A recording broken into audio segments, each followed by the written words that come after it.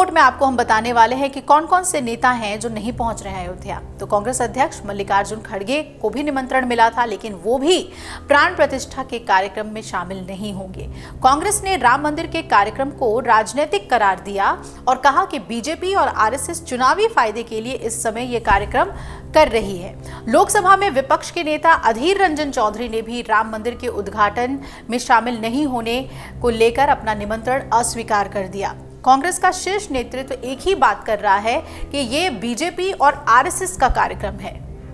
वही बात करें कांग्रेस नेता राहुल गांधी की, तो इन दिनों वो अपनी पार्टी के भारत जोड़ो न्याय यात्रा में व्यस्त हैं। हाल में राम मंदिर जाने को लेकर पूछे गए सवाल पर उन्होंने मीडिया से कहा था कि आरएसएस और बीजेपी ने 22 जनवरी के कार्यक्रम को पूरी तरह से राजनीतिक और नरेंद्र मोदी फंक्शन बना दिया है।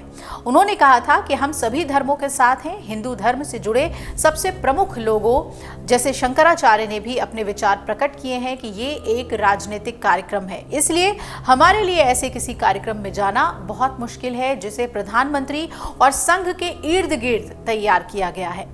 अब बात करें कांग्रेस नेता जयराम रमेश की, तो वो भी प्राण प्रतिष्ठा कार्यक्रम में शामिल नहीं होंगे। उन्होंने प्राण प्रतिष्ठा के कार्यक्रम को राजनीतिक करार दिया था और हाल ही में कहा था कि बीजेपी और आरएसएस की ये राजनीतिक परियोजना लंबे समय से चली आ रही है।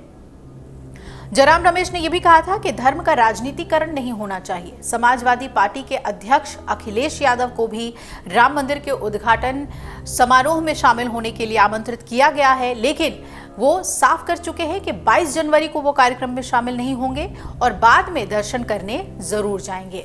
दिल्ली के मुख्यमंत्री की भी बात करें तो आम आदमी पार्टी के राष्ट्रीय संयोजक अरविंद केजरीवाल भी अभी कार्यक्रम में शामिल नहीं होंगे और हाल ही में मीडिया से बात करते हुए उन्होंने कहा था कि उन्हें ट्रस्ट का एक लेटर आया था, उसके बाद हमने उन्हें फ़ोन किया। उन्होंने बताया कि कोई पर्सनल इन्वाइट करने के लिए फाइनल इन्विटेशन देने पर्सनली उनकी टीम आएगी, वो तो आई नहीं, लेकिन कोई बात नहीं। लेटर में उन्होंने ये भी लिखा है कि बहुत वीआईपी और वीवीआईपी आएंगे, इसलिए सुरक्षा के मद्देनज़र एक ही व्यक्ति को अलाउड है अंदर आना। वो वहां इस टाइम जाने के लिए सीएम केजरीवाल ने कहा कि वो चाहते हैं कि वो अपनी धर्मपत्नी, बच्चों, माता पिता के साथ दर्शन के लिए पहुंचे, इसलिए वो बाद में जाएंगे।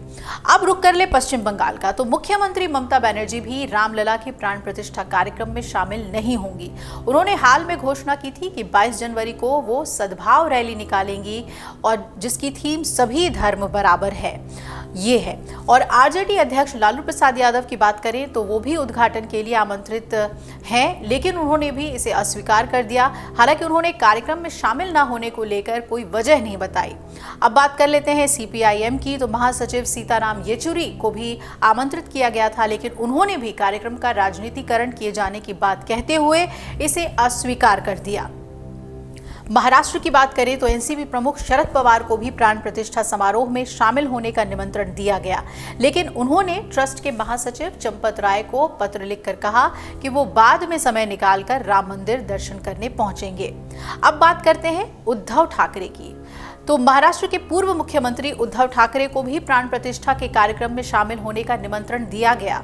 उन्होंने डाक के जरिए उन्हें ये निमंत्रण मिला, जिस पर पार्टी ने नाराजगी जताई। हालांकि ये साफ नहीं हो पाया है कि उद्धव ठाकरे कार्यक्रम में शामिल होंगे या नहीं, लेकिन गाहे बगाहे उन्होंने ये जरूर कहा था कि राम मंदिर में दर्शन करने पहुंचने के लिए उन्हें किसी आमंत्रण की जरूरत नहीं है। अगर आप ये वीडियो YouTube पर देख रहे हैं तो हमारे चैनल को सब्सक्राइब करें और बेल आइकन को दबाना ना भूलें। अगर आप Facebook पर ये वीडियो देख रहे हैं तो हमारे पेज को लाइक करें।